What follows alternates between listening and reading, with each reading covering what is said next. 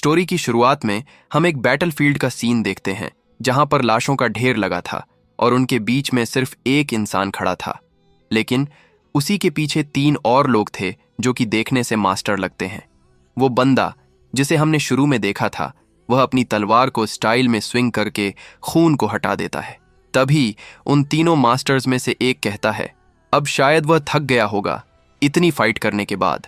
अब हमें इन तीनों के बारे में बताया जाता है। टकले मास्टर का नाम है ह्यून जिनचियोन और ये शाओलिन एबोर्ट से हैं। इनमें से जो सबसे ओल्ड हैं उनका नाम है जांग ग्वांग और ये माउंट हुआ सेक्ट के लीडर हैं। तीसरे मास्टर का नाम है नामगुंग हुआंग और ये नामगुंग क्लैन के पैट्रियार्क हैं। वे फिर से कहते हैं, उसे अभी मार दिया जाना चाहिए क्योंकि वो थका हुआ लग रहा है। और अब हम उसी इंसान को देखते हैं जिसने इतनी तबाही मचाई थी। यही हमारा हीरो है। वो डेमन की तरह कहता है, तो अब बस तुम ही लोग बचे हो, और वो अपने हाई प्रेशर को रिलीज करता है। बाकी के मास्टर्स उसकी पावर देखकर हैरान हो गए थे। टकले मास्टर कहते हैं, अब सभी लोग फाइट के लिए रेडी हो जाओ, वो कभी भी हमला कर सकता है। उनके ऐसा कहते ही हमारा हीरो उन पर ही सबसे पहले अटैक करता है, जिससे एक पल के लिए वो भी घबरा गए थे। लेकिन टकले मास्टर ने हमारे हीरो का अटैक रोक लिया था। वो पीछे हट जाते हैं। फिर वो अपने अटैक को तैयार करते हुए गुस्से से कहते हैं, तुम कमीने, शापित डिवाइन डेमन। और अब वो अपना अटैक करते हैं जिसका नाम था हेवनली बुद्धा पाम स्ट्राइक। वो अटैक हमारे हीरो की तरफ तेजी से बढ़ रहा था, लेकिन हमारा हीरो भी उस अटैक को रोकने के लिए तैयार था। हमारा हीरो उस अटैक से बच जाता है जिसे देखकर टकले मास्टर भी हैरान थे। हमारा हीरो उनके ऊपर आ गया था और वह टकले मास्टर पर अटैक करके कहता है, सबसे पहले वो मरेगा। टकले मास्टर को देखकर लगता है कि वो हमारे हीरो के अटैक को बहुत मुश्किल से ही रोक रहे थे। उन्होंने अभी भी हमारे हीरो को रोक के रखा था। टकले मास्टर अपने साथियों से कहते हैं, वो सब क्या कर रहे हैं? यही सही समय है इस पर अटैक करने का। उनके ऐसा कहते ही बाकी के दोनों मास्टर भी अटैक करने के लिए आ गए थे। माउंट हुआ सेक्ट के लीडर अपना एक अटैक प्रिपेयर करते हैं जिसका नाम है प्लम ब्लॉसम फ्लैश स्ट्राइक, और दूसरे मास्टर भी अपना अटैक प्रिपेयर करते हैं जिसका नाम है थंडर रोलिंग स्ट्राइक। हमारा हीरो उस अटैक को मुश्किल से ही डॉज करता है, लेकिन फिर भी उसे उस अटैक का इम्पैक्ट लगता है जिससे उसके मुंह से ब्लड निकलने लगता है। वो अपने घुटनों पर आ जाता है, जिसका फायदा उठाकर टकला मास्टर इस पर फिर से अटैक करता है और हमारे हीरो से कहता है वह कामना करेगा कि उसका अगला जन्म स्वर्ग में हो। और जब वह मास्टर अटैक करता है तभी हमारा हीरो उसके अटैक को ऊपर जंप करके डॉज कर लेता है। किसी को भी इसकी उम्मीद नहीं थी कि हमारा हीरो इस अटैक से बच जाएगा। अब हमारा हीरो ऊपर हवा में पहुंच गया था और वहीं से वह डाइविंग स्लैश करता है जिससे वह उस टकले मास्टर की गर्दन उड़ा देता है। अब हम हमारे हीरो को देखते हैं जिसने ब्रुटली तरीके से टकले मास्टर के सर को उसकी स्पाइनल कॉर्ड के साथ ही निकाल दिया था। फिर वह उन दोनों मास्टर्स से कहता है, अब मेरा अगला शिकार कौन है? नैरेटर बताता है, ह्यून जिनचियोन मारा गया। अब हम इन दोनों मास्टर्स को देखते हैं जिनकी फट गई थी हमारे हीरो के इस मूव से। ये दोनों अब घबराने लगते हैं और डरते हुए कहते हैं, ये कोई इंसान नहीं, ये तो एक मॉन्स्टर है। अब तुरंत हमारा हीरो उनकी तरफ अटैक करने के लिए आगे बढ़ता है। नामगुंग क्लैन के पैट्रियार्क माउंट हुआ सेक्ट के लीडर को अकेला छोड़कर पीछे हट गए थे। खुद का बचाव करने के बाद वो उनसे कहते हैं, अभी पीछे हट जाएं। लेकिन तब तक हमारा हीरो ओल्ड मास्टर पर अटैक कर देता है जिसे वो बहुत मुश्किल से रोक पा रहे थे। हमारा हीरो अपनी ओर पावर लगाने लगता है और फाइनली हमें इसका नाम पता चलता है। इसका नाम है जियोंग चेयोन और ये है डिवाइन डेमन। फिर नैरेटर बताता है, उस इंसान को मारने के लिए जिसने अकेले ही 70,000 शिनोबी को मौत के घाट उतार दिया था और मिडिल बैटलफील्ड को खून से भर दिया था, अब उसे मारने के लिए सभी मार्शल मास्टर्स जो कि 9 ग्रेट सेक्ट से हैं वह सभी इकट्ठा हुए थे। लेकिन इसके बावजूद उस व्यक्ति का सामना करना जिसकी मार्शल स्ट्रेंथ स्वर्ग के अंडर सबसे महान मानी जाती थी, उनका गठबंधन टूटने के कगार पर पहुंच गया। अब सीन प्रेजेंट का होता है। हमारा हीरो ओल्ड मास्टर से कहता है, अरे बूढ़े आदमी, क्या उसने अपनी कब्र की जगह तैयार कर ली है? ओल्ड मास्टर मुश्किल में लग रहे थे, लेकिन अगले पल वो अपनी एक सिग्नेचर टेक्निक का इस्तेमाल करते हैं और हमारे हीरो से कहते हैं, हाँ, उन्होंने कब्र की तैयारी कर ली है। लेकिन वो हमारे हीरो के ऊपर प्लम ब्लॉसम रेन नाम का अटैक करते हैं। उस अटैक को देखकर हमारा हीरो भी हैरान था। फिर वो अपनी ग्रिप टाइट करके कहता है, नहीं, अभी नहीं। फिर वह अपनी एक पास्ट मेमोरी याद करता है जिसमें वह अपनी बीवी और 2 बच्चों के साथ है, जिन्हें देखकर लगता है कि ये सब इसी में खुश हैं। और सपने से बाहर निकलने के बाद हमारा हीरो गुस्से से अपनी एनर्जी रिलीज करते हुए कहता है, वह अब भी नहीं मर सकता। फिर वह एक ब्रीदिंग टेक्निक का इस्तेमाल करता है जिसका नाम है डिमोनिक स्पिरिट सोर्ड आर्ट का 5th form, black dragon execution. और इस अटैक के साथ ही उस ओल्ड मास्टर का अटैक खत्म हो जाता है और इनका चैप्टर भी यहीं पर क्लोज हो जाता है। अब आगे हमारा हीरो और कुछ करता या सोचता तब तक वह तीसरा मास्टर उसके ऊपर अटैक कर देता है। हमारे हीरो को भी कुछ समझ नहीं आता। उस तीसरे मास्टर के अटैक का नाम भी किसी ब्रीदिंग स्टाइल का ही था, इन्फिनिट एम्परर सोर्ड आर्ट। उस अटैक से हमारा हीरो मुश्किल से ही बच रहा था, लेकिन कुछ अटैक उसे लग जाते हैं। वो गुस्से से कहता है, नामगूंग क्लैन के चूहे पर लानत है। यह अटैक उसे हेल के दर्द की तरह लगता है। फिर वह कहता है, लेकिन अब वह फिर से अपना पास्ट याद करता है जिसमें उसके बच्चे मरे पड़े थे, साथ में उसकी बीवी भी। अब जियांग फिर से अटैक करने के लिए आगे बढ़ता है, जिसे देखकर तीसरे मास्टर की फट गई थी। वो यही सोच रहे थे कि उसने उनके अटैक को इतनी जल्दी काउंटर कैसे कर लिया। और अब जियांग अटैक करता है जिससे एक बड़ी डार्क पावर की वेव निकलती है। इस अटैक से थर्ड मास्टर की उंगलियां कट गई थीं और उनकी बॉडी पर भी बहुत से कट्स लग गए थे। वो दूर जाकर गिरते हैं, लेकिन बीच में ही वो गुस्से से हमारे हीरो का नाम लेते हैं और उसे गाली देते हुए कहते हैं, अब उसने हमारे सब्र का बांध तोड़ दिया है। अब तीसरे मास्टर हवा में ही खुद को बैलेंस करके तेजी से हमारे हीरो की तरफ बढ़ते हैं। बहुत ही स्पीड के साथ घूमते घूमते वो हमारे हीरो के पीछे आ गए थे। जियांग भी उन्हें अपने पीछे महसूस कर लेता है, जिसके तुरंत बाद ही तीसरे मास्टर जियांग के ऊपर अटैक कर देते हैं और उसके पीछे से अपनी तलवार को उसके आर पार कर देते हैं। गुस्से से चिल्लाते हुए कहते हैं, उसकी यह जिद्दी लाइफ अब यहीं खत्म होती है। और अब जियांग का सब्र भी खत्म हो गया था। फिर से वह अपनी पास्ट मेमोरी याद करता है जिसमें वह अपनी बीवी और बच्चों को देखता है जिनके साथ उसने लालटेन फेस्टिवल मनाया था।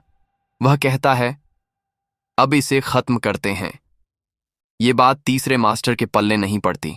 वो पूछते हैं, उसके कहने का मतलब क्या है?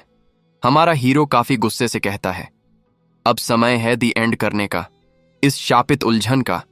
और वह अब अपनी तलवार उठाता है और खुद के अंदर ही डाल देता है, जिससे होता यह है कि उसकी तलवार उसके आर पार होकर उस तीसरे मास्टर को भी लगती है। और इस बार जियांग ने अपने किसी कर्स का भी इस्तेमाल किया था। थर्ड मास्टर की हालत खराब हो गई थी। उन्हें पीछे फेंक कर जियांग तुरंत अपनी तलवार को अपने अंदर से बाहर निकालता है और फाइनल ब्लो देने के लिए तैयार था। उस तीसरे मास्टर के हवा में होते ही जियांग उनका सिर भी उड़ा देता है। थर्ड मास्टर अभी भी यही सोच रहे थे कि उन्होंने जियांग के दिल पर अटैक किया था तो वह अभी तक जिंदा कैसे है। अब उनकी आंखें धीरे धीरे बंद होने लगती हैं। फिर वह कहते हैं, क्या ऐसा हो सकता है कि उसने इंसान की लिमिट को भी सरपास कर लिया है? अब उनकी आंख लगभग बंद हो गई थी। अब वह हमें बताते हैं कि यही है डिवाइन डिमन और इनका चैप्टर भी यहीं खत्म हो जाता है। अब जियांग कहता है, 9 ग्रेट सेक्ट्स खत्म हो चुके हैं। और इसी के साथ जियांग की भी सांस थमने लगती है। उसकी तलवार नीचे हो जाती है। वो फिर से अपना पास्ट याद करता है और अपनी बीवी और दोनों बच्चों का नाम लेता है, यान हवा, सियोक और युंग। अब हम देखते हैं हमारा हीरो आफ्टर लाइफ में पहुंच गया है। वहां पर वो अपना अतीत देखता है, अपने बचपन का, जिसमें वह कुछ बच्चों के साथ फाइट कर रहा था, उन्हें गाली देते हुए। तभी एक हाथ की एंट्री होती है। वो एक चलता फिरता यात्री था। वो छोटे जियांग को उठाकर अपने मन में कहता है, ये फाइट करने में काफी अच्छा है क्योंकि छोटे जियांग ने उन बच्चों को बहुत मारा था। फिर हमारा हीरो कहता है, तो क्या यह उसकी जिंदगी है जो उसकी आंखों के सामने घूम रही है? वैसे काफी समय हो गया जब से उसने ये देखा है, अपने मास्टर का यंग फेस। फिर वह हमें बताता है, यही समय था जब मुरीम में उसका समय शुरू हुआ था। ये सब जीवित रहने के संघर्ष से शुरू हुआ था, बिना घर के भटकने से, सिर्फ एक तलवार पर निर्भर रहकर। एक और दिन जीने के लिए उसे किसी को मारना पड़ता था। जो कोई उसके हाथों मरता था, उसकी जिंदगी भी एंडलेस, मीनिंगलेस थी। फिर हमारा हीरो हमसे पूछता है, क्या ऐसे जीवन का कोई अर्थ हो सकता है? क्या इंसान की जिंदगी वाकई इतनी जल्दी बीत जाती है?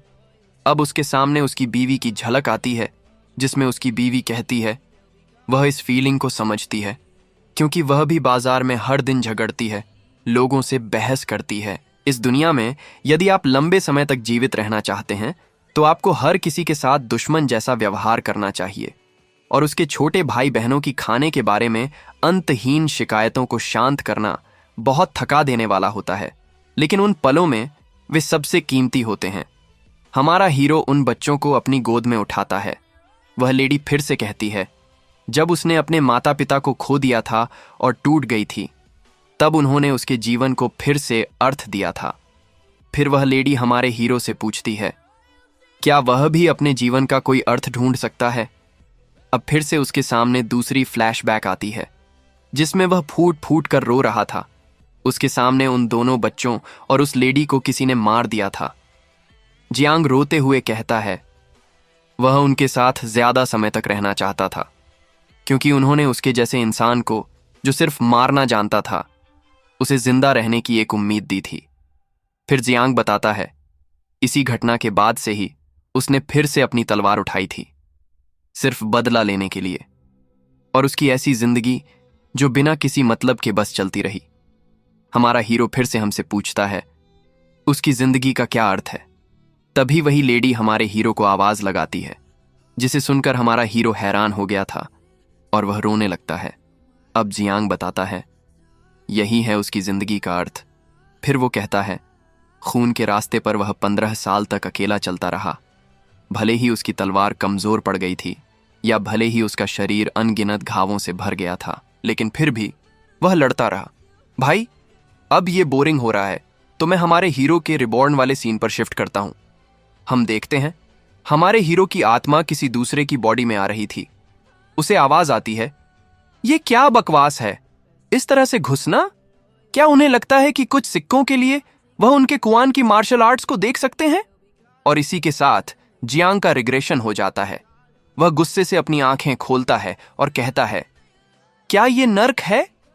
तभी उसके सामने एक लेडी कहती है, क्योंकि उनके बड़े भाई को एक दुर्घटना का सामना करना पड़ा और वे मार्शल आर्ट लाइन को आगे नहीं बढ़ा सकते, इसलिए वह अपने बेटे को फ्लेम हुआ क्लेन की गुप्त मार्शल आर्ट विरासत में देंगी। हमारे हीरो को कुछ भी समझ नहीं आ रहा था। वह अपने मन में कहता है, नहीं, ये नर्क नहीं है, तो आखिर ये हो क्या रहा है? तभी उसकी नजर नीचे एक बच्चे पर पड़ती है, जो उन माँ बेटे से कहता है, सबका पूत सभी को प्यारा, क्योंकि उसका बड़ा भाई अभी भी जिंदा है और स्वस्थ है। किसी क्लेन की मार्शल आर्ट बाहरी लोगों को कैसे दी जा सकती है?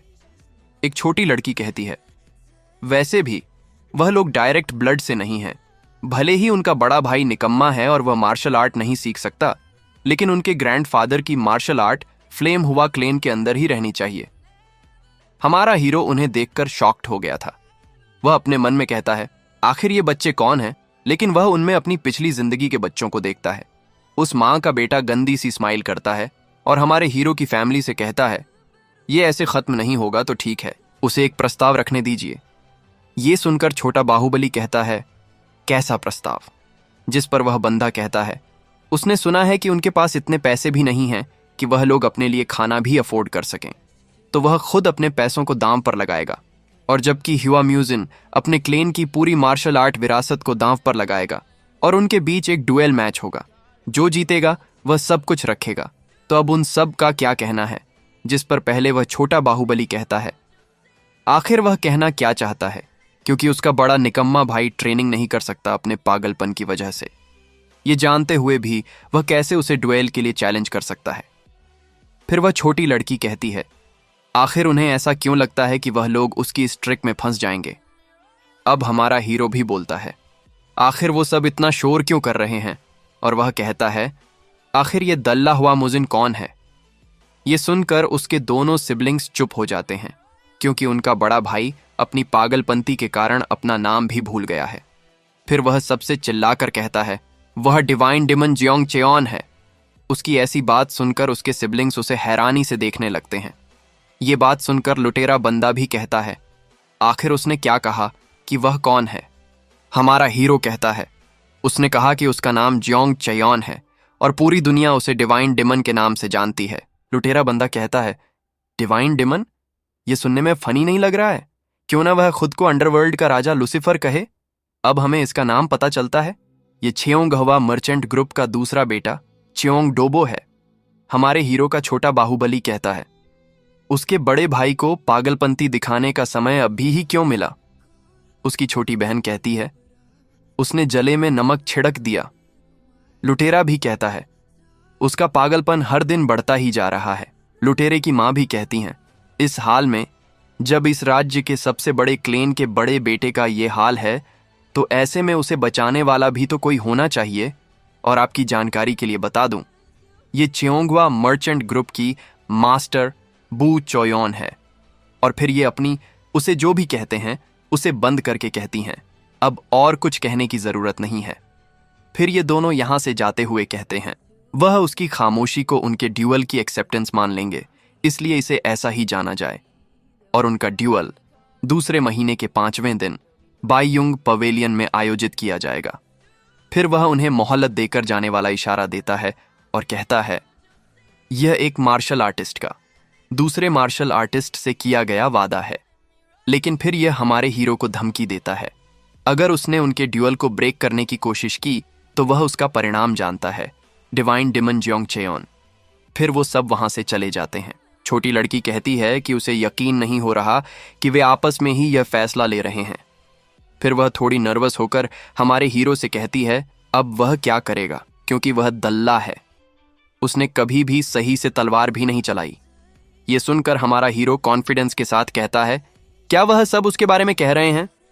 फिर वह ओवर कॉन्फिडेंस के साथ अपना ऑरा रिलीज करता है और अपने सिबलिंग्स से कहता है, उन्होंने क्या कहा कि उसने कभी भी तलवार ही नहीं चलाई?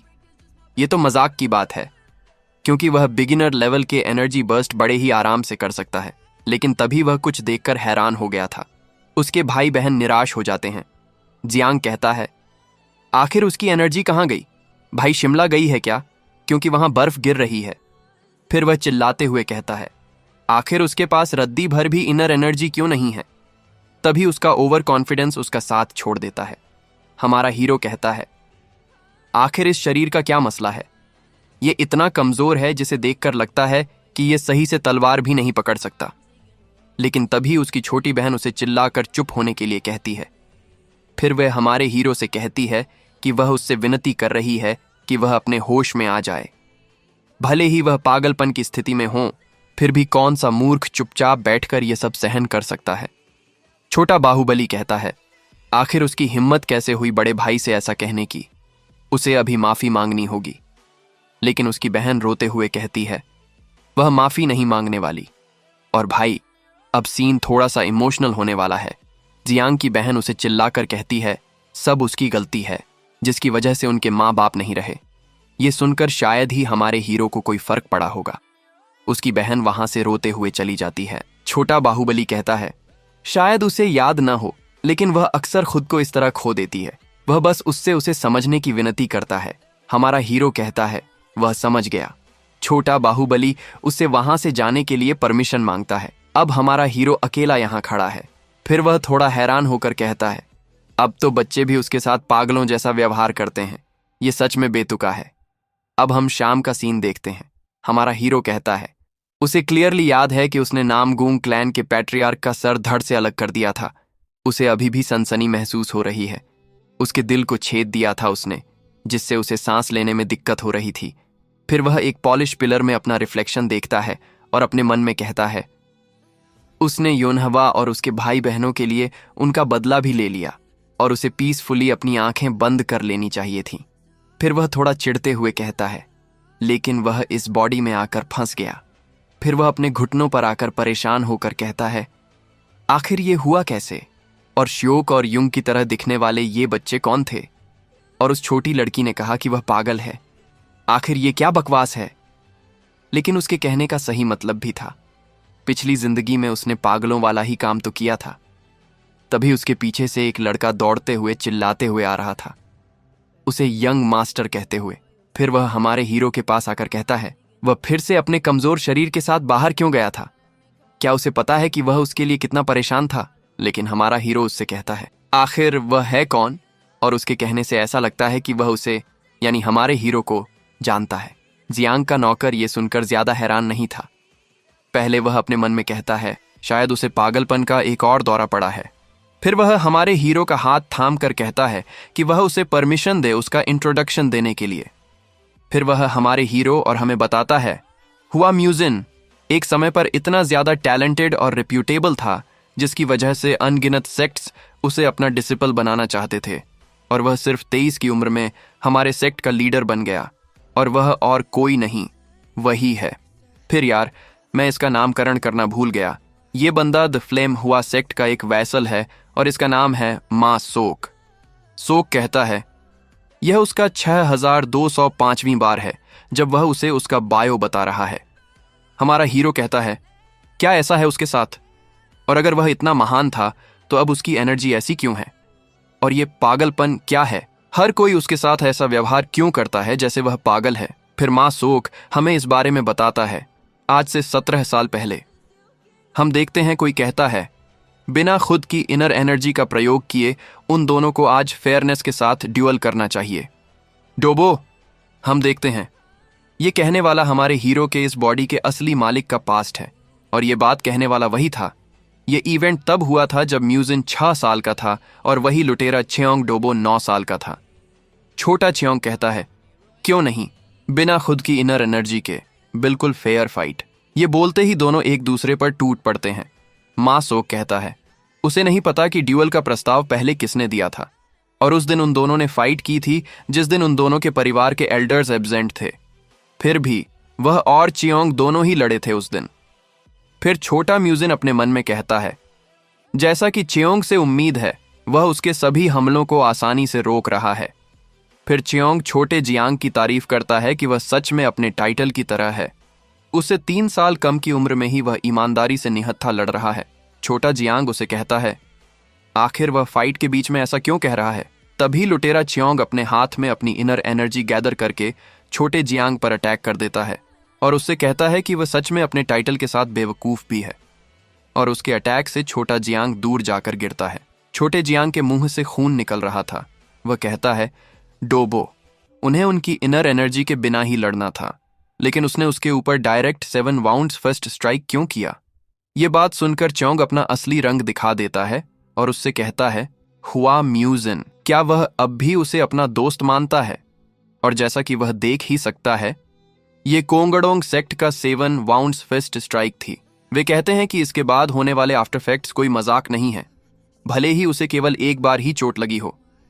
फिर वह अपने एक हाथ को ऊपर करके कहता है देखो, उसने अभी अभी इसका टेस्ट किया उसके बड़े भाई पर, जो कि रोज मशहूर होता जा रहा है। वह फिर से अपने हाथ में अपनी इनर एनर्जी गैदर करके कहता है एक और अटैक। फिर वह सीधे बिस्तर पर, और चलो देखते हैं कि वह इसे कैसे संभालता है। हुआ म्यूजिन, इतना कहकर वह तुरंत उसके ऊपर अटैक कर देता है।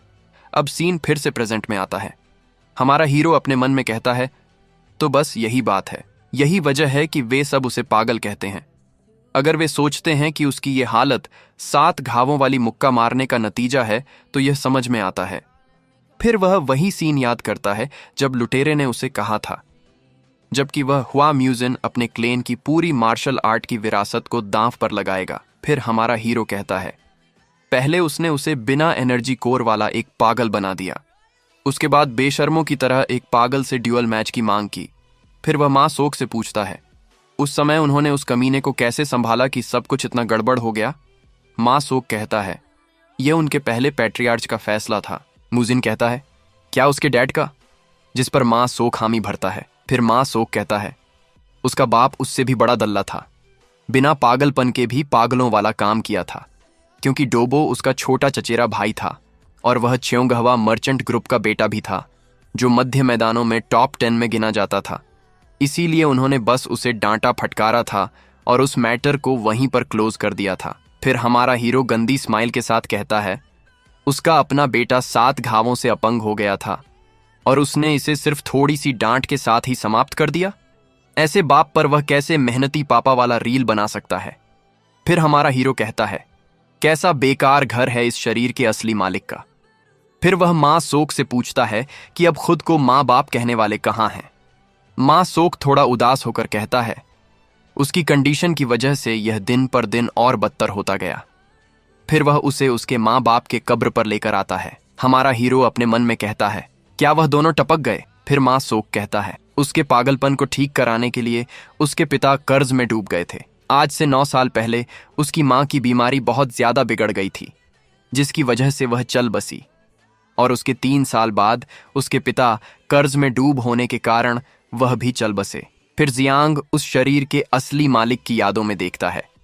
जब उसके माँ बाप चल बसे थे, उसके साथ और कई लोग थे जो उसके माँ बाप के फ्यूनरल में आए थे। सभी लोग कहते हैं हमारे हीरो को कि उसी ने अपने क्लेन को बर्बाद किया है, और एक बेटा जो अपने माँ बाप के मरने का कारण बन गया है, और एक भाई जिसने अपने छोटे भाई बहनों को मुश्किल स्थिति में डाल दिया। उस समय एमसी के बॉडी का असली मालिक बिल्कुल ही पागलों की तरह उनकी बातें सुन रहा था।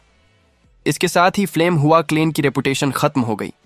फिर बाकी सब वहां से जाते हुए कहते हैं, अब जो कुछ बचा है वह उसके लिए गए कर्ज हैं, 2 लॉयल रिटेनर्स, मुट्ठी भर मार्शल आर्टिस्ट, और फ्लेम हुआ क्लेन का छोटा बाहुबली हुआ दोजन, और फ्लेम हुआ क्लेन की बेटी हुआ सोयोन, उसके छोटे सिबलिंग्स। फिर हमारा हीरो उस सीन को याद करता है जब उसकी छोटी बहन ने उसे कहा था कि वही है उनके माँ बाप का हत्यारा। अब सीन प्रेजेंट में हमारा हीरो दुखी होते हुए कहता है, सिर्फ एक बीमारी ने उसके पूरे घर को बर्बाद कर दिया, और इसमें कोई शक नहीं कि वह लड़की इतने गुस्से में क्यों थी। अब सीन रात में किसी घर का होता है। हमारा हीरो एक बुक को पढ़कर बंद करके कहता है कि उसने हुआ म्यूजियम के कमरे में इतिहास की किताब से कुछ जानकारी इकट्ठा की है। डिवाइन डेमन जोंगचेन के रूप में वह 9 ग्रेट सेक्ट्स के खिलाफ लड़ाई में मर गया। तब से 30 साल बीत चुके हैं। फिर वह उस किताब पर लाइन मारते हुए कहता है, इस दुनिया को देखकर ऐसा ही लगता है कि यह सच है। फिर वह हमें संक्षेप में समझाता है कि वह अब हुआ म्यूजियम फ्लेम हुआ क्लेन के सबसे बड़े बेटे के शरीर में आ गया है, या उसका रिग्रेशन हुआ है, एक पागल जिसके पास कोई एनर्जी कोर नहीं है। फिर वह कहता है, जिन्हें उसे मारना था वह उन्हें पहले ही मार चुका है, और वैसे भी उसने उस जीवन में अपने लिए कोई पछतावा नहीं छोड़ा। फिर वह 2 कागज पर देखता है जिस पर उसके सिबलिंग्स ने लिखा था कि वह जल्दी अपने पागलपन से ठीक हो जाए। फिर वह अपने सिबलिंग्स को याद करके कहता है, ये बच्चे उसे उनकी याद दिलाते हैं। फिर वह एक कागज को उठाकर कहता है, उसे लगता है कि अब उसे यही जिंदगी जीनी होगी, शायद वह उन बच्चों की मदद कर सके, भले ही थोड़ी सी ही क्यों ना हो। हालांकि वह उसकी सबसे बड़ी बाधा है, जो कि है चेओंगहवा मर्चेंट ग्रुप। उन्होंने इस शरीर को अपंग बना दिया और क्लेन को बर्बाद कर दिया, और अब उसे अगले महीने के 5वें दिन निर्धारित चेओंगडोबो के साथ उसके ड्यूअल मैच के लिए तुरंत तैयार होने की जरूरत है, और इससे पहले उसे कम से कम एक बिगिनर के रूप में खुद को रीबिल्ड करने की जरूरत है। फिर वह स्माइल करते हुए कहता है, ऐसा लगता है कि मुझे शुरुआत से ही शुरू करना होगा। फिर वह वहीं बैठकर मेडिटेशन करने लगता है। तुम सब भी किया करो, इससे माइंड हल्का होता है। फिर हमारा हीरो अपना पास्ट याद करते हुए कहता है, यह उसे उस समय की याद दिलाता है जब उसका मास्टर उसे गॉड स्लेयर की ट्रेनिंग करवाता था, और ऐसा तब हुआ था जब उसने पहली बार मार्शल आर्ट सीखा शुरू किया था। उस समय तो सांस लेना भी उसके लिए किसी नर्क की तरह हो गया था। फिर रियलिटी में हमारा हीरो अपनी ब्रीदिंग टेक्निक का इस्तेमाल करने लगता है और अपने अंदर एक एनर्जी कोर को बनाने लगता है। फिर वह हमें बताता है कि इस शरीर में वह आराम से पहली बार में ही अपनी ब्रीदिंग टेक्निक इस्तेमाल कर रहा है, लेकिन उसे कोई फर्क नहीं पड़ा, शायद इसलिए कि इस शरीर का मार्शल एटीट्यूड एक्स्ट्रा ऑर्डिनरी है। फिर म्यूजीन अपने अंदर एक एनर्जी कोर को बनाने लगता है। फिर यह हमें बताता है कि इस बॉडी के साथ उसे सेंसिंग एनर्जी के प्रोसेस से गुजरने की भी ज़रूरत नहीं है। फिर वह मुस्कुराने लगता है। उसके अंदर से काफ़ी ज़्यादा अमाउंट में एनर्जी निकल रही थी। हमारा हीरो अपने में कहता है, उसे बस उसकी आंखें बंद करने की ज़रूरत है। इसके बाद उसके शरीर से बहुत ज़्यादा एनर्जी रिलीज होती है, और वह एनर्जी उसके घर से भी बाहर निकलती है, जिसे माँ सोक और एक एल्डर भी महसूस करते हैं, और वह सब तुरंत भागकर हमारे हीरो के पास आते हैं। एक एल्डर कहते हैं, यंग मास्टर हुआ, क्या बात है? वह देखते हैं हमारा हीरो जमीन पर पड़ा होता है। एल्डर उसे जमीन पर पड़ा देखकर खुशी से चिल्लाकर कहते हैं, फाइनली ये एमसी मर गया। लेकिन फिर वह हमारे हीरो को चेक करते हुए कहते हैं कि वह तो बस मजाक कर रहे थे और वह बिल्कुल ठीक है। वास्तव में उसकी नब्ज पहले से कहीं ज्यादा मजबूत हो गई है।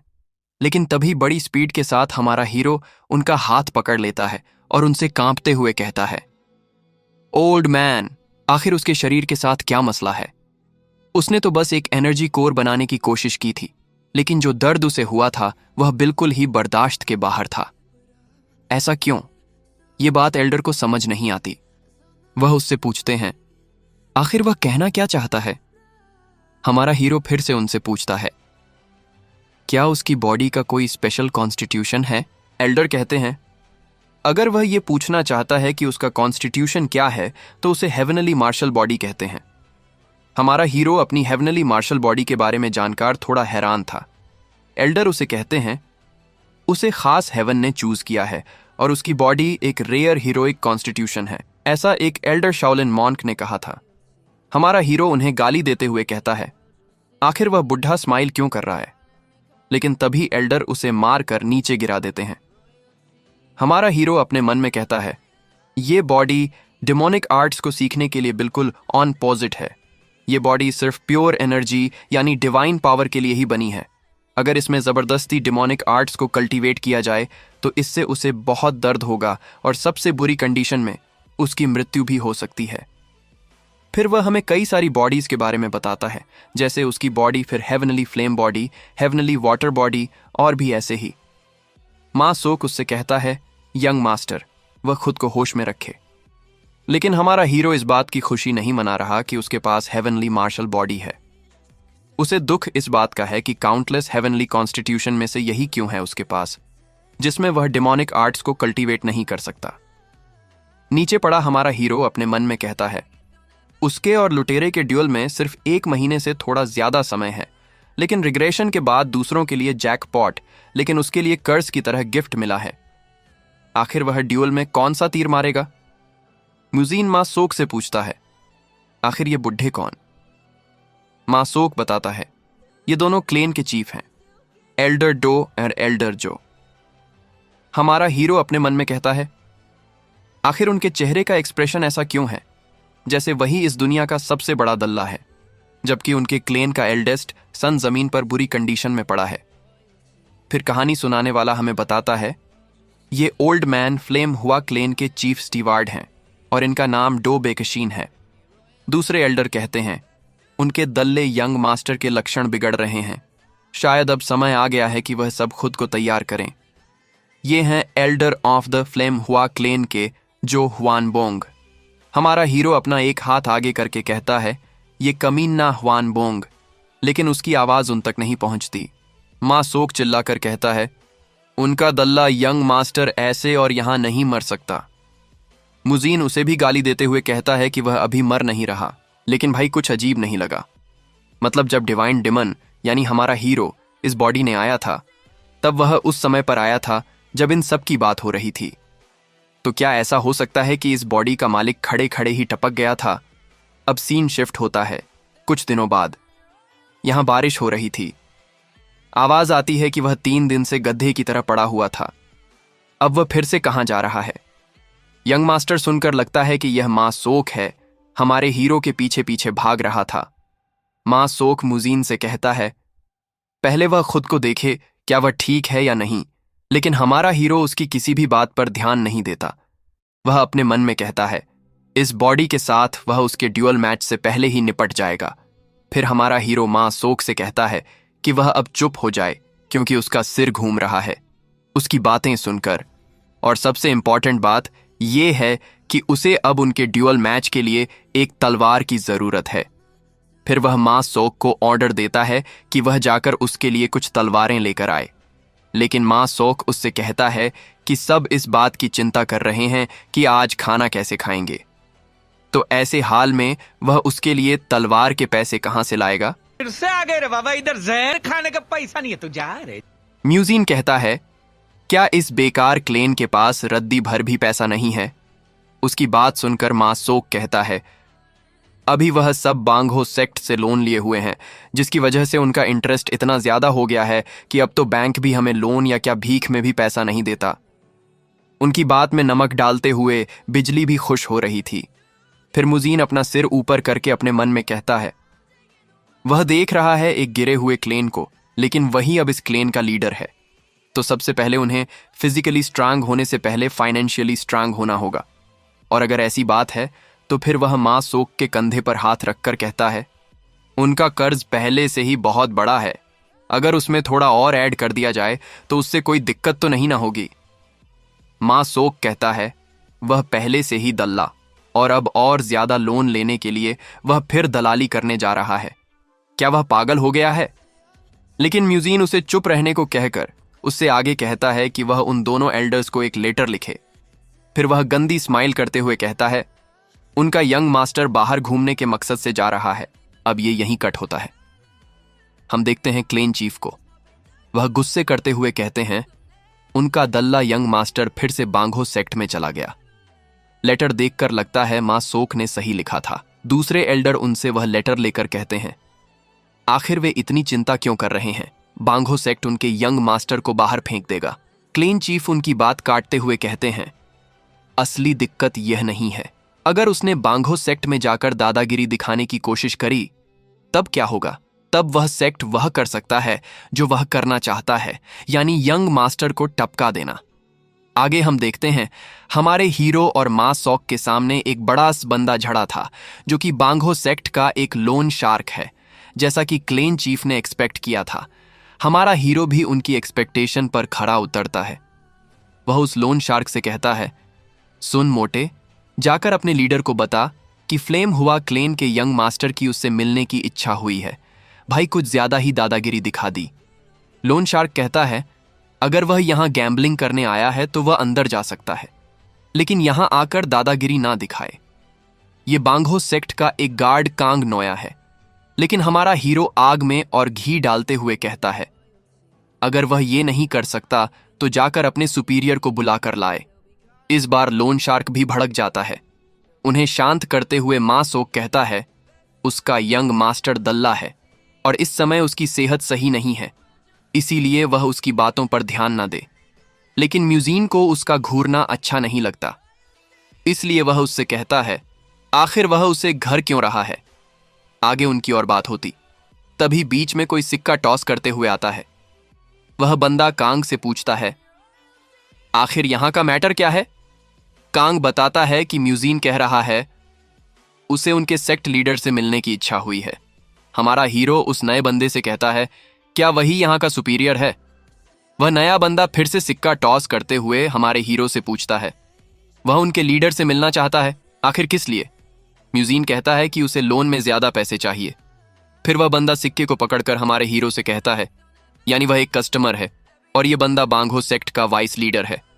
इसका नाम मां जंगबो है। फिर वह अपने सेक्ट का दरवाजा उनके लिए खोलकर कहता है, अगर ऐसा है जैसा उनसे कहा तो उसे उनके लीडर से मिलने की जरूरत नहीं है, और अच्छे से उनका वेलकम करता है। आगे हम देखते हैं इनके सेक्ट के अंदर का सीन। ये सब एक ब्रिज से होकर जा रहे थे। मां सोक कहता है, यंग मास्टर, वह अभी भी पीछे हट सकते हैं क्योंकि उसे यहां का माहौल ठीक नहीं लगा रहा। म्यूजीन कहता है, अब वह दोनों यहां तक आ गए हैं तो उनके पीछे हटने का तो सवाल ही नहीं बनता। कुछ दिन पहले शहर के चाय घर की दादी शिन ने बांगो सेक्ट के लीडर को कुछ फेक मार्शल आर्टिस्ट से लड़ते देखा। पलक झपकते ही मार्शल आर्टिस्ट की चेस्ट 2 टुकड़ों में कट गई, और उसने सुना है कि वह एक ऐसा मार्शल आर्टिस्ट है जिसने black hand twin killer power heavenly martial moon slaying arts सीखी है। म्यूजीन उससे पूछता है, आखिर ये ब्लैक हैंड क्या है और इसके बारे में वह कुछ बताए। लेकिन उनकी और बातचीत से पहले वाइस लीडर टॉस करके कहता है, लगता है कि उस सर्वेंट्स को उसकी उम्मीद से जल्दी समझ आ गया, लेकिन अब उनके बाहर जाने के लिए बहुत देर हो चुकी है। म्यूजीन को कुछ समझ नहीं आता कि वह कहना क्या चाहता है। लेकिन तभी बांगो सेक्ट के बाकी के चमचे हमारे हीरो के गले पर तलवार रख देते हैं, और वह वाइस लीडर अपने साथियों से कहता है, अब वह शुरू करें। म्यूजीन उससे कहता है, क्या शुरू से ही उसका यही इरादा था? मां जंगबो कहता है, एंट्रेंस पर वह उसे नहीं मार सकता था क्योंकि वह फ्लेम हुआ क्लेन का यंग मास्टर है, लेकिन यहां अंदर वह उसे मार सकता है। फिर वह उससे कहता है, उसने अपने लोन का इंटरेस्ट भी नहीं भरा और बेशर्मों की तरह फिर से लोन मांगने आ गया। वह उसे उसके माता पिता की तरह उनसे लाभ उठाने नहीं देना चाहता। मां सोक उनके सामने झुककर कहता है, वह यहां आने के लिए माफी मांगते हैं, बस उनके यंग मास्टर की जान को वह छोड़ दें। लेकिन म्यूजीन कहता है, क्या उसके माता पिता की तरह? फिर वह गुस्सा करते हुए कहता है, उसके की मां बाप नहीं थे। यह सुनकर थोड़ी देर के लिए वहां पर शांति हो जाती है। म्यूजीन अजीब से एक्सप्रेशन के साथ कहता है, उसने बस तब की बात की जब वह जियांग चेओन था, क्योंकि उसी समय वह बचपन से आर्फन था। वाइस लीडर कहता है अपने चमचों से कि वह अब इन्हें सबक सिखाएं। सब लोग कहते हैं वह समझ गए। तभी पीछे से एक बंदा हमारे हीरो को पकड़ता है और उसे पंखे की तरह घुमाते हुए कहता है, आज वह सब मां काली के लिए उसकी बलि देंगे। ये सुनकर मां शोक की ऊपर से नीचे तक फट जाती है। लेकिन तभी कुछ अनएक्सपेक्टेड होता है। जो बंदा हमारे हीरो को नचा रहा था, अचानक से उसका हाथ टूट जाता है। वह दर्द से चिल्लाने लगता है और म्यूजीन से कहता है आखिर उसकी हिम्मत कैसे हुई उसके साथ डर्टी ट्रिक्स खेलने की। लेकिन हमारा हीरो उसे देखकर कहता है उसकी बॉडी के अनुसार उसकी हड्डियां बहुत नरम हैं। म्यूजीन अपने आप को देखकर कहता है इस सड़े हुए शरीर के साथ शुद्ध शक्ति का उपयोग करने की तुलना में इस तरह से काम करना बेहतर होगा। लेकिन वाइस लीडर को इससे कोई फर्क नहीं पड़ता। वह बाकी सबसे कहता है कि वह सब किस मुहूर्त का इंतजार कर रहे हैं, वह उसे जल्दी खत्म करें। यह सुनकर एक बंदा आगे बढ़ जाता है और अपनी तलवार से म्यूजीन के ऊपर अटैक कर देता है। लेकिन म्यूजीन उसके सभी अटैक्स को मक्खन की तरह डॉज कर रहा था। हमारा हीरो अपने मन में कहता है वह इस बंदे को स्ट्रेंथ से नहीं हर सकता, इसलिए उसे अपनी स्पीड मेंटेन करके रखनी होगी। और तभी बड़ी तेजी से म्यूजीन उस बंदे को स्कल कट मारता है और बंदा अनकॉन्शियस हो जाता है। इसके तुरंत बाद ही एक दूसरा बंदा हमारे हीरो पर अटैक करने के लिए आ गया था। वह सीधे म्यूजीन के गले पर अटैक करता है, लेकिन म्यूजीन उसके अटैक से बच जाता है। फाइट के बीच में ही वह कैलिस्थेनिक्स करने लगता है और इसी सिंगल अटैक के साथ सब नॉकडाउन हो जाते हैं। मासो कहता है यंग मास्टर, क्या वह ठीक है और उसने ऐसी मार्शल आर्ट कहाँ से सीखी है? वाइस लीडर कहता है यह कोई मार्शल आर्ट नहीं है, ये कुछ ऐसा है जो उसने अपने समय में स्ट्रीट्स में सीखा था। और वह अपने सिक्के को म्यूजीन की तरफ पॉइंट करके कहता है कि वह इसे डॉज करके दिखाए। और वह उस सिक्के को लाइट की स्पीड से टॉस करता है हमारे हीरो की तरफ। वह कॉइन हमारे हीरो के बगल से निकल जाती है, जिसे देखकर वह एकदम हैरान हो गया था। म्यूजीन कहता है क्या, एक सिक्का? और वह भी फाइट करने के लिए रेडी हो जाता है। वाइस लीडर अपने चमचों से कहता है कि वह बेवकूफ यहां से चले जाएं, वह खुद इसे हैंडल कर सकता है। म्यूजीन कहता है वह बस यहां उनके लीडर से मिलने आया था, क्या यह इतना मुश्किल है?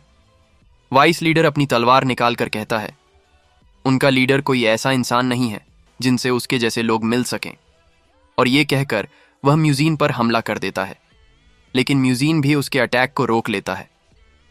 वाइस लीडर हैरानी से कहता है क्या, एक चॉपस्टिक? वह दोनों पीछे हट जाते हैं।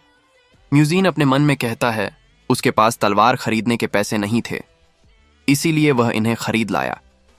ये इतने भी बुरे नहीं हैं। और इसी के साथ उनकी अधूरी बैटल फिर से शुरू हो जाती है। फिर हमारा हीरो अपने मन में कहता है जैसा कि उसने सोचा था। उसने मां सोक के मुंह से यही सुना था कि यह बंदा ऐसी मार्शल आर्ट का इस्तेमाल करता है जिसे पहले कभी नहीं देखा गया। और तभी उसे एक ओपनिंग मिलती है। वह वाइस लीडर की अटैक करने से पहले ही उसके हाथ में अपना एक चॉपस्टिक घुसा देता है। वाइस लीडर ये देखकर हैरान हो गया था। वह अपने मन में कहता है उसने न केवल चॉपस्टिक से तलवार को रोका, बल्कि उसने एक रास्ता भी ढूंढ लिया। वाइस लीडर फिर से अटैक करता है, लेकिन हमारा हीरो उससे बच जाता है, जिसे देखकर वाइस लीडर को काफी गुस्सा आता है। हमारा हीरो उससे कहता है क्या वह चॉपस्टिक को अंडर एस्टिमेट कर रहा है? और तभी म्यूजीन अपने पास से बहुत सारी चॉपस्टिक निकलता है और उनके साथ वाइस लीडर के ऊपर अटैक कर देता है। वाइस लीडर को काफी दर्द हो रहा था। वह अपने मन में कहता है उसने सुना था कि यह एक बिना क्यूआई वाला बंदा है, लेकिन यह सब यह कैसे कर रहा है? वाइस लीडर फिर से हमारे हीरो पर अटैक करता है, लेकिन वह उसे भी मक्खन की तरह डॉज कर लेता है। वाइस लीडर अपने मन में कहता है आखिर वह इतने कम समय में इस लेवल तक कैसे पहुंच गया? और क्या वह सच में फ्लेम हुआ क्लेन का हुआ म्यूजिन है जिसे वह जानता था? म्यूजीन फिर से उसके अंदर एक चॉपस्टिक घुसाकर कहता है उसने सुना है कि उसके क्लेन पर बहुत सारा कर्ज है। म्यूजीन उसकी एल्बो में एक और चॉपस्टिक घुसाकर कहता है। वह यही सोच रहा था कि उनके इतना बर्बाद होने का रीजन क्या है, लेकिन उसने उनसे पैसे लेने की कोशिश इतनी डेडली स्किल के साथ की कि हम हैरान रह गए। फिर वाइस लीडर म्यूजीन से दूर होकर कहता है अब वह उसे मार्शल आर्ट का टेस्ट करे जिसका उसने मजाक बनाया था। म्यूजीन कहता है उसने ऐसा कब कहा? वाइस लीडर अपनी तलवार के ऊपर अपने क्यूआई को गैदर करके कहता है अब उसका खेल यहीं पर खत्म होता है। वह इस सीक्रेट तकनीक का इस्तेमाल करता है। इसके बारे में मां सोक ने कहा था, लेकिन वह इसके अल्टीमेट मूव को इस्तेमाल करता है म्यूजीन को मारने के लिए। लेकिन म्यूजीन को देखकर लगता है कि उसे उसके इस अल्टीमेट मूव से कोई फर्क नहीं पड़ रहा। वह बेफिक्र होकर खड़ा है। वाइस लीडर अटैक करता है, लेकिन म्यूजीन उसे डॉज कर लेता है। वाइस लीडर हैरान होकर अपने मन में कहता है क्या हुआ, इससे बच गया, लेकिन कैसे? और तभी म्यूजीन उसके ऊपर अपने फिस्ट से अटैक करता है। वाइस लीडर अपने मन में कहता है आखिर यह ऐसा कैसे कर सकता है, और उसने अब तक अपनी पावर को छुपाकर क्यों रखा था?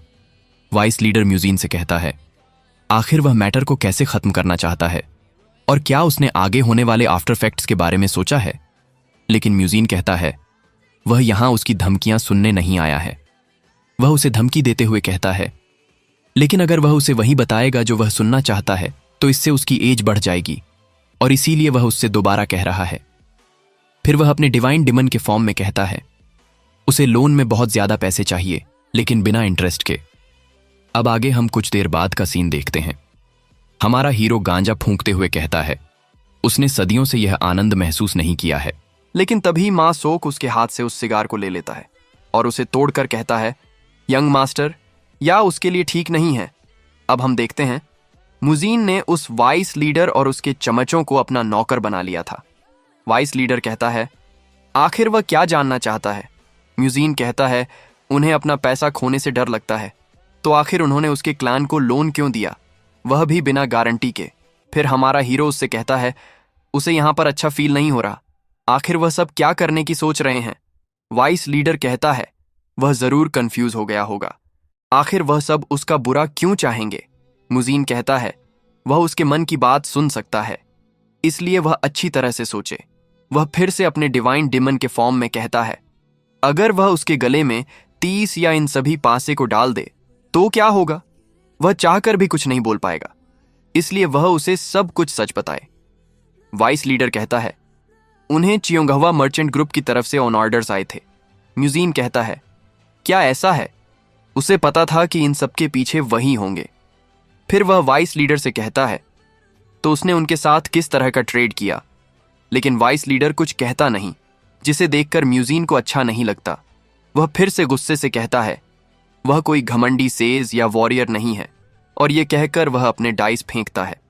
ओ फिर से कहता है अगर वह वफादार रहना चाहता है तो इसे अपने अंडर के लोगों के लिए बचा कर रखे, क्योंकि उन मर्चेंट्स कमीनों को इससे कोई फर्क नहीं पड़ेगा, भले ही उसके हाथ पैर काट दिए जाएं या आज रात यह पूरा सेक्ट जलकर खाक हो गया। तो यह सुनकर वाइस लीडर की फट जाती है। वह डरते हुए कहता है उनके बीच ये सीक्रेट कॉन्ट्रैक्ट था। चियोंगहवा मर्चेंट ग्रुप ने उनसे कहा कि वह फ्लेम हुआ क्लेन को उतना पैसा देकर छोड़ दें जितना उन्हें चाहिए, और उसका इंटरेस्ट इतना ज्यादा था कि किसी को भी कर्ज के नर्क में धकेल दे और उसे बर्बाद कर दे।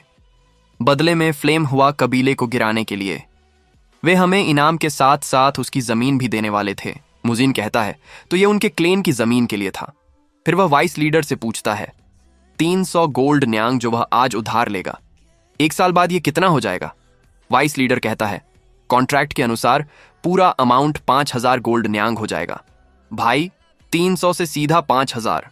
फिर म्यूजीन हंसते हुए कहता है तुम सब सच में फनी हो।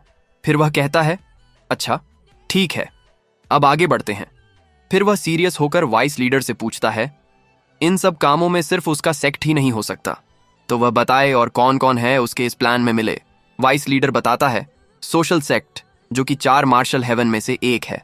हमारा हीरो कहता है क्या सोशल सेक्ट इतने बड़े सेक्ट की उनसे क्यों जलती है? वाइस लीडर कहता है उन्हें उनको ज्वाइन किए अभी ज्यादा समय नहीं हुआ है। म्यूजीन कुछ सोचते हुए कहता है 4 मार्शल हेवन, वे सब गंदे कमीने हैं। तभी मां सोक उसे आवाज लगाता है और धीरे से म्यूजीन के कान में कहता है, वह उनसे पहले कभी नहीं मिला है, तो वह किस बारे में बात कर रहा है? म्यूजीन कहता है, वह इसकी चिंता ना करे, उसे उन्हें समझाने का मन नहीं है। फिर वह वाइस लीडर से कहता है, वह आदमी जो पैसे लेने गया था, उसे आने में इतनी देरी क्यों लग रही है? वाइस लीडर कहता है, वह बस उन्हें थोड़ा और समय दे। तभी दरवाजा खुलता है। एक बंदा एक बड़ी से चेस्ट बॉक्स को लेकर आया था और वह उस चेस्ट बॉक्स को हमारे हीरो के सामने पटक कर कहता है, ये रहे उसके 300 गोल्ड न्यांग, जिसे देखकर हमारा हीरो एक्साइटेड हो गया था। वह खुद लुटेरों की तरह उसे बॉक्स से पैसे निकाल कर कहता है, ये सच में उनके लिए काफी है। फिर वह उठकर मां सोक से कहता है, अब उन्हें चलना चाहिए। लेकिन मां सोक पूछता है, क्या सच में उन्हें यह पैसे लेने चाहिए? लेकिन म्यूजीन उससे कहता है, वह चुप करें और इसे लेकर चले। अब आगे हम देखते हैं, म्यूजीन और मां सोक पैसे लेकर बाहर आ गए थे। वाइस लीडर और उसके साथी उन दोनों को ग्रीट कर रहे थे। म्यूजीन उससे कहता है, आज वह जो लोन लेकर जा रहा है वह उसे अपनी बुक में लिख ले।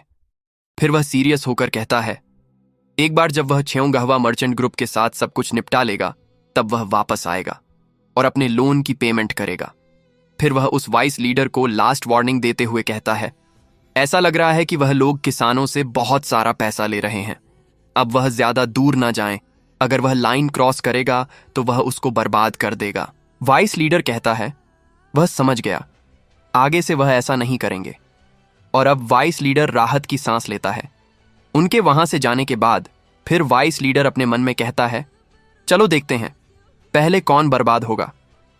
फ्लेम हुआ क्लेन के पागल यंग मास्टर म्यूजीन और मां सोक वहां से जा रहे थे और अब वाइस लीडर के चम्मचों की इतनी फट गई थी कि वह हमारे हीरो को ग्रीट कर रहे थे।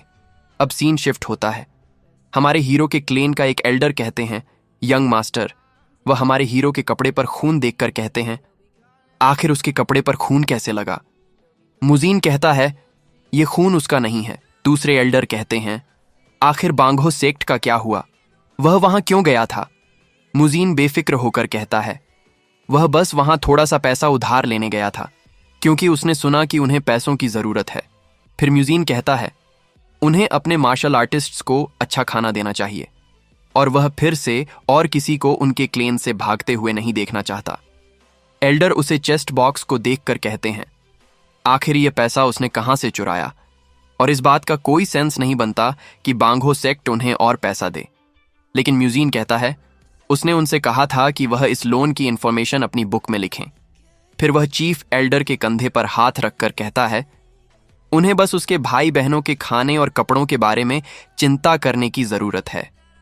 और वह उन्हें गुड लक करके चला जाता है। फिर चीफ एल्डर दूसरे एल्डर से पूछते हैं, क्या उन्होंने कभी ऐसी किसी बीमारी के बारे में सुना है जो व्यक्ति को इस तरह पागल बना दे?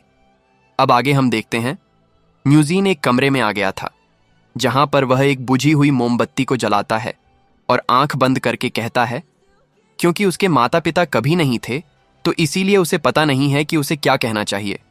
वह कहता है, पैसों का मामला कुछ हद तक सुलझ गया है, इसलिए चिंता मत करो। वह अपने भाई बहनों और नौकरों का अच्छे से ख्याल रखेगा और वह दोनों निश्चिंत रहे।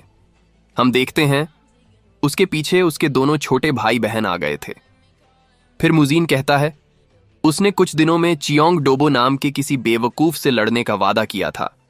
उनके क्लेन के कुछ सीक्रेट स्क्रॉल के लिए हमारे हीरो को प्रे करता देख उसके दोनों छोटे भाई बहन थोड़े हैरान भी थे और खुश भी थे। लेकिन अगले ही पल हमारा हीरो अपनी उंगलियां चटकाते हुए कहता है, वह दोनों चिंता ना करें, वह उसकी गर्दन तोड़ देगा। अब आगे रात से सुबह हो जाती है। म्यूजीन ने कुछ ऑर्डर किया होता है जिसे कुछ लोग डिलीवर कर देते हैं। मां सोक उनसे कहता है, उन्होंने अच्छा काम किया। लेकिन वह डिलीवरी बॉयज कह रहे होते हैं, सामान का भार इतना ज्यादा था जैसे लग रहा था कि उनकी स्पाइनल कॉर्ड टूट जाएगी। जिस पर दूसरा कहता है, लेकिन फाइनली उन्होंने अपना काम पूरा कर दिया और चलो एक ड्रिंक उठाकर आराम करते हैं। इसी के बाद हमारा हीरो भी अपने कमरे का दरवाजा खोलकर बाहर आता है और अपने ऑर्डर किया सामान को देखकर कहता है, उन्होंने सामान लाने में कोई गड़बड़ी नहीं की, यह सब वही है जो उसे चाहिए था। ये 3 अलग अलग वेट के लंबे बक्से थे। मां सोक मुजीन से पूछता है, आखिर उसने यह सब क्यों मंगाया है? और उन डिलीवरी मैन्स को देखकर लग रहा था कि उन्हें यह सामान लाने में बहुत दिक्कत हो रही थी। म्यूजीन अपने सामान को अनपैक करता है। वह एक बड़ी सी तलवार थी। वह थोड़ा खुश होकर कहता है, आखिर वह एक तलवार का क्या कर सकता है? जाहिर है वह इसे स्विंग करने जा रहा है। फिर वह अपनी पूरी स्ट्रेंथ लगाकर एक तलवार को पकड़कर कहता है, सबसे पहले वह सबसे कम वेट वाली तलवार से शुरुआत करेगा। वह उसे तलवार को उठाकर तुरंत नीचे पटक देता है। मां सोक उससे कहता है, क्या वह इस भारी चीज को स्विंग करने की कोशिश कर रहा है? बेहतर होगा कि ना करे, क्योंकि उसकी बॉडी यह नहीं संभाल सकती। हमारा हीरो निराश होकर कहता है, उसे लगा था कि ऐसा हो सकता है, लेकिन यह सोचकर कि 50 जिन भी नहीं उठा सकता, यह बॉडी सच में उसके लिए कर्ज की तरह है। लेकिन फिर वह थोड़ा मोटिवेट होकर कहता है, अभी वह इस पर गिव अप नहीं कर सकता, और उसे तलवार को उठा लेता है, लेकिन उसकी पूरी बॉडी कर रही होती है। वह उसे तलवार को उठाकर कहता है, कम से कम वह इसे कुछ हद तक उठा सकता है, अगर वह अपने दोनों हाथों का इस्तेमाल करे। फिर वह मां सोक से कहता है, अब वह उसे घूरना बंद करे और जैसा उसने उसे आदेश दिया है वैसा करे। वह यह मेक श्योर करे कि उसके खाने में बहुत सारा मांस भी हो। मां सोक कुछ नहीं कहता और वहां से जाते हुए कहता है, उसे बस उसकी चिंता होती है। अब आगे हम देखते हैं, हमारे हीरो से तलवार उठ नहीं रही थी, इसलिए वह अपनी ग्रिप से उसे तलवार को बांध लेता है और उसे तलवार को उठाकर जाता है कि उसके पास सिर्फ 2 हफ्ते हैं उनके ड्यूल मैच के लिए। फिर म्यूजीन कुछ सोचने लगता है। वह बताता है, उसकी बॉडी का कॉन्स्टिट्यूशन हेवनली मार्शल बॉडी है, जो उसके मास्टर के सिखाए डेमोनिक आर्ट्स के बिल्कुल ऑनपोजिट है, और अब उसे लगता है कि उसके पास उसके मास्टर के दोस्त की मार्शल आर्ट सीखने के अलावा कोई और रास्ता नहीं है, दी पियरलेस 9 स्वॉर्ड्स। और अब वह इसी की ट्रेनिंग करने लगता है और ट्रेनिंग करते हुए अपने मन में कहता है, अब यही उसके पास एक रास्ता है। अब सीन किसी दूसरी जगह का होता है। कोई बंदा वायलिन बजा रहा होता है।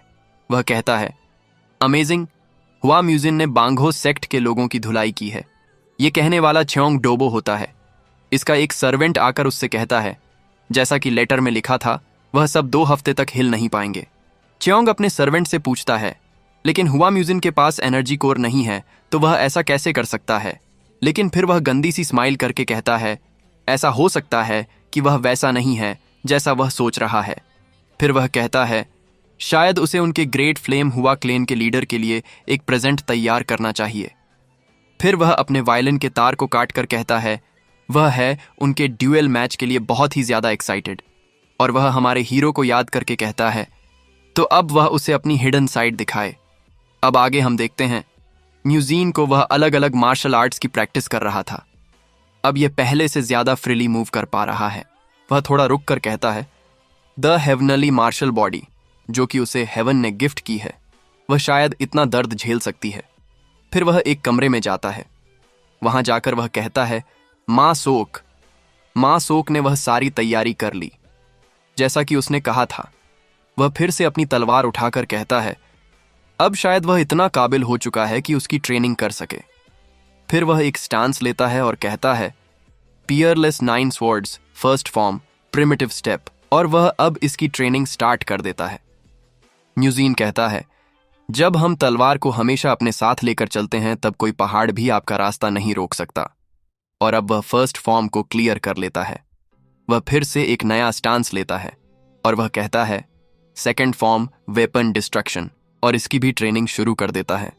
फिर म्यूजीन कहता है, इससे कोई फर्क नहीं पड़ता कि आपका दुश्मन कौन सा हथियार लेकर आता है, इस फॉर्म के सामने कोई नहीं टिक सकता। लेकिन तभी उसके दिल में बहुत जोर से दर्द होता है, जिसे वह बर्दाश्त नहीं कर पाता।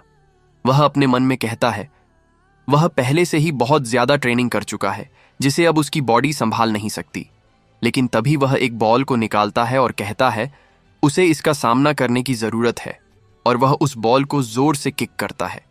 वह बॉल लेदर की बाल की तरह इधर उधर टप्पे खाने लगती है, और उसी की स्पीड के साथ हमारा हीरो भी उसे बार बार हिट कर रहा था। और तभी वह अपनी आंखें बंद करता है।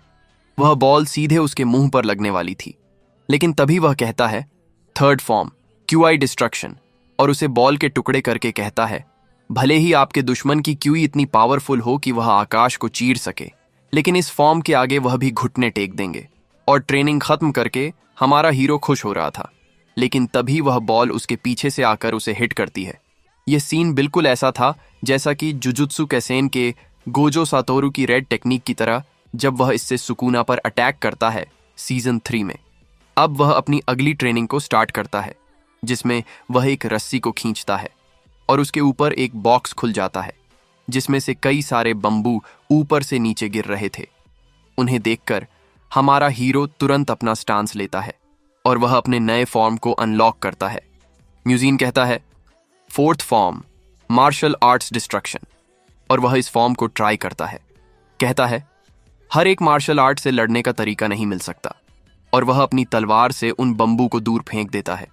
कहता है, कोई भी मार्शल आर्टिस्ट आपको तब तक नहीं हरा सकता जब तक वह आपसे एक लेवल ऊपर ना हो, लेकिन अगर आप स्वॉर्ड मार्शल आर्ट करते हैं तो एक सिंपल सी तलवार भी उसे मार्शल आर्टिस्ट के टुकड़े कर सकती है। म्यूजिन उन सभी बम्बू को टुकड़ों में कट कर देता है और अब वह अपने नए फॉर्म को स्टार्ट करता है। म्यूजिन नया स्टांस लेकर कहता है, 5th फॉर्म, आर्मी स्लेयर, और वह बड़ी स्पीड के साथ उन कटे हुए बम्बू को और भी ज्यादा टुकड़ों में काटता है। कहता है, भले ही बड़ी संख्या में दुश्मन आप पर हमला करें, लेकिन वे सभी इस तलवार के आगे झुकेंगे। वह बम्बू के छोटे छोटे पीस कर देता है। कहता है, एक चींटियों का झुंड कभी एक हाथी को नहीं मार सकता, और ट्रू पावर के सामने दुश्मनों की बड़ी संख्या भी मीनिंगलेस है। और वह उन बम्बू को काटकर शान से खड़ा था, लेकिन तभी एक बम्बू उसके सिर पर आकर गिरता है, जिसे देखकर हमारा हीरो बहुत गुस्सा हो जाता है। अब इस फॉर्म को खत्म करके नई फॉर्म को ट्राई करता है। वह कहता है, 6th form, single strike moon splitter, और वह पागलों की तरह हंसते हुए ट्रेनिंग कर रहा था। वह हमें इस फॉर्म के बारे में बताता है, यहां तक कि चांद जो पानी के सरफेस पर खुद का रिफ्लेक्शन करता है, इस तलवार का सामना करते समय वह भी 2 टुकड़ों में कट हो जाएगा। और अब इस फॉर्म को खत्म करने के बाद वह दूसरे फॉर्म को स्टार्ट करता है। वह कहता है, 7th form, single strike earth splitter. इस फॉर्म के साथ वह एक इजिप्टियन मूर्ति पर अटैक करने लगता है और वह इस फॉर्म के बारे में बताता है, यहां तक कि पृथ्वी खुद भी इस ब्लेड के सामने एक नया रास्ता खोल देगी। फिर वह कहता है, अब जबकि उसने पृथ्वी को ही काट दिया है तो अब साइज मायने नहीं रखता। फिर वह थोड़ा अजीब फेस बनाकर कहता है, ये अभी भी बरकरार क्यों है। अब आगे वह इस फॉर्म को खत्म करने के बाद नए फॉर्म को स्टार्ट करता है और कहता है, 8th फॉर्म, हेवन डिस्ट्रक्शन। वह पूरी तरह से थक चुका था, लेकिन वह इस फॉर्म के बारे में बताता है, उसकी तलवार का सामना करने पर स्पेस भी कट जाएगा। तो फिर दुनिया में ऐसी क्या चीज है जिसे वह काट नहीं सकता। और इसी के साथ उसकी बॉडी जवाब दे जाती है। उसके हाथ से उसकी तलवार नीचे गिर गई थी, लेकिन वह इस फॉर्म को खत्म नई फॉर्म शुरू करता है। वह कहता है, 9th form, prized weapon destruction. लेकिन अब उसकी बॉडी सच में जवाब दे जाती है, वह जमीन पर पड़ा हुआ। हमें इस फॉर्म के बारे में बताता है, अब जबकि उसने अपनी तलवार और खुद को भी काट दिया है, तो अब उसे तलवार की जरूरत नहीं है। अब उसकी आंखें थकान के कारण बंद होने लगती हैं। म्यूजिन कहता है, वह अब मुश्किल से ही इसे दोबारा कर सकता है, और इसी के साथ वह गहरी नींद में चला जाता है। वह एक सपना देखा है जहां पर कोई कहता है, पियरलेस 9 स्वॉर्ड्स का 9th फॉर्म ही लास्ट फॉर्म है। हम देखते हैं, यह कहने वाले और कोई नहीं, हमारे हीरो के मास्टर थे। वह उसे कहते हैं, क्या उसे सब कुछ सही से याद है। छोटा डिवाइन डिमन कहता है कि उसे याद है, लेकिन क्या उस आधे अधूरे तलवार के रूप को सच में मार्शल आर्ट कहना चाहिए। फिर छोटा डिवाइन डिमन कहता है, इसकी एक्सप्लेनेशन बहुत ही घटिया थी, पहले अपनी तलवार को काटना, फिर खुद को भी। सुनकर ऐसा लगता है जैसे किसी बच्चे को खुद से ही प्यार हो गया था। इसी खुशी में उसने यह बात लिखी हो या कुछ और। यह सुनकर उसका मास्टर थोड़ा शर्मिंदा होकर कहता है, खैर वह इससे इनकार नहीं करेगा, लेकिन वह अपने बेस्ट फ्रेंड की मार्शल आर्ट को भी खत्म नहीं होने दे सकता। वह खुद इसे ठीक से विरासत में नहीं ले पाया, इसलिए अब उसे उसकी जगह यह काम करना होगा। छोटे डिवाइन डिमन का मास्टर उसे बताता है, वही एक ऐसा तलवारबाज था जो उसकी तलवार का मुकाबला कर सकता था।